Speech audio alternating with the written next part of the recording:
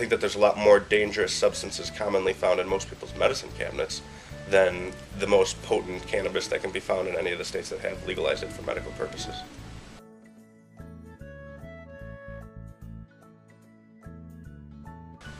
Basically, when I was a high school student, I started doing research papers on legalizing cannabis entirely.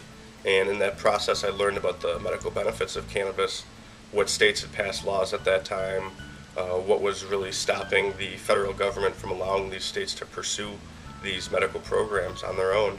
And over the years, I started going to committee hearings, listening to patients testify, and then a couple years later, I was bringing the patients to testify down to Springfield.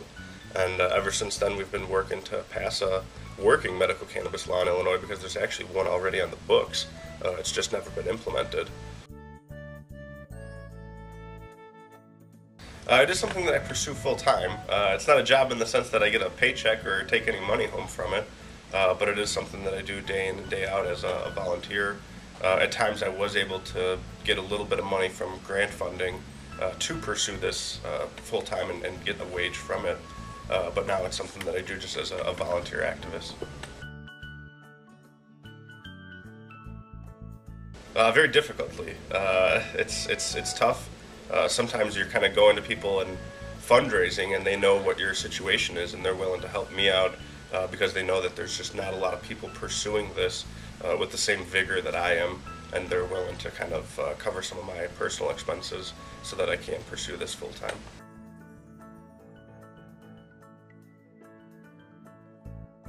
Well, the first is that it's a very safe substance. It doesn't have the potential for an overdose fatality.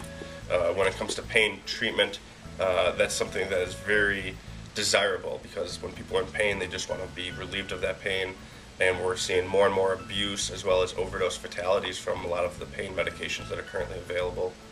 The second most important reason is that this is a plant. This is a natural medicine that should be available to patients and doctors to use for whatever reasons they see fit.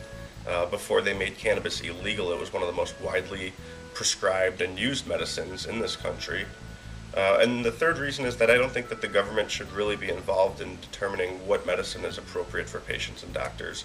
I think that patients and doctors should have that type of medical freedom to pursue treatment as they see fit, so long as they're not harming or endangering others.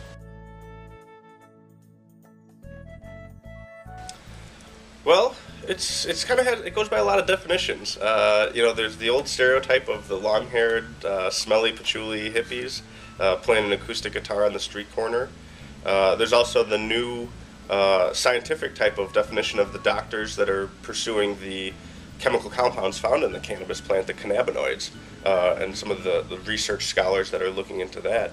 And then there's also the politics behind the cannabis culture. What legislators support our issue publicly, which ones do privately but aren't yet willing to do so publicly. And then there's just the flourishing young student activists that are coming forward and saying it's time for these laws to change.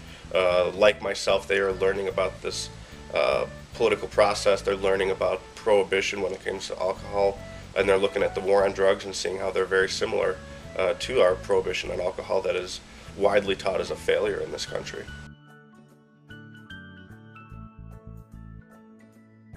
Well, I think the risks are that some of the industry of the pharmaceutical industry might take a little bit of a cut into their profits. I think right now our standardized medicine in this country is predominantly pharmaceutical based, and a lot of those pill-making companies might stand to lose some of their profits if medical cannabis were legalized, and some of those profits that they would lose might cost some jobs in this state or other states where the pharmaceutical industry has a large basis and a large workforce.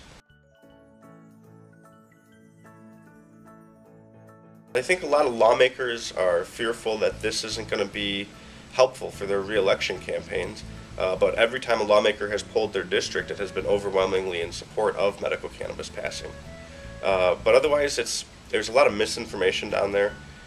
There's a lot of people who look at the states like California and Colorado and see their medical cannabis programs and think that it's being abused, and then they want to be very restrictive and resistant to allowing that type of abuse to happen in Illinois.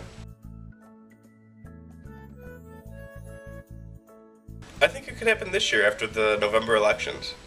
Because Illinois state representatives run for re-election every 2 years, there's always this kind of window of a lame duck session where they can get stuff that's a little bit more controversial, because there'll be certain lawmakers who are retiring, there'll be other lawmakers who lost their re-election bids, and that allows for some of them to vote more with their conscience than with their idea of having to run for re-election and being held publicly accountable for this. Because again, even with the polling that shows that there's overwhelming support in Illinois for this, some of these lawmakers are only willing to do this if they're planning on retiring and aren't going to be held accountable by their district for it.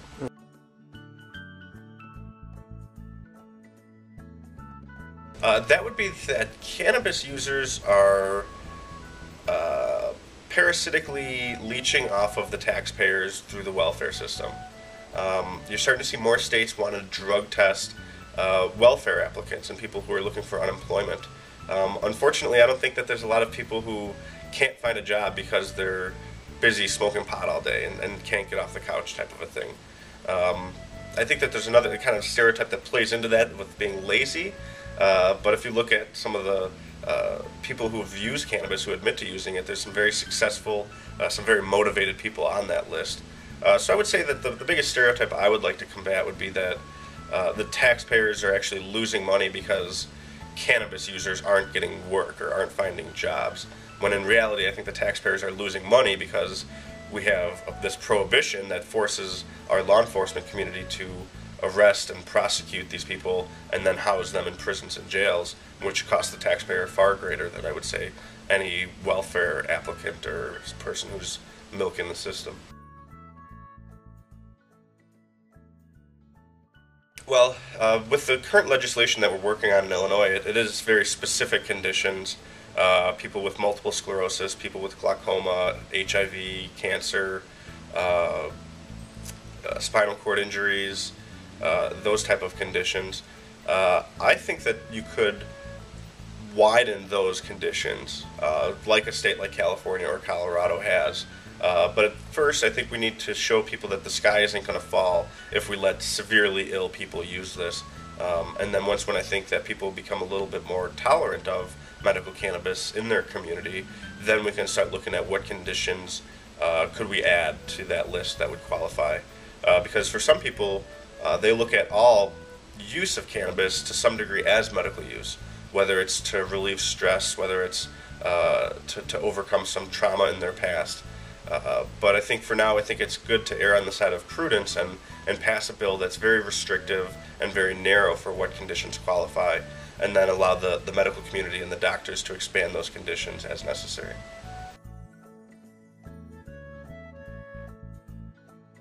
The best way to help the cause would be to contact their state legislators in Springfield.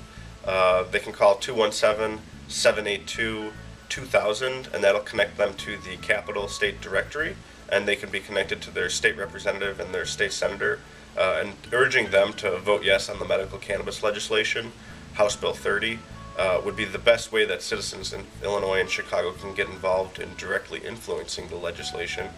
Otherwise, they can go to our website, illinoisnormal.org. That's it, man. Perfect. All right, thank you. That was awesome.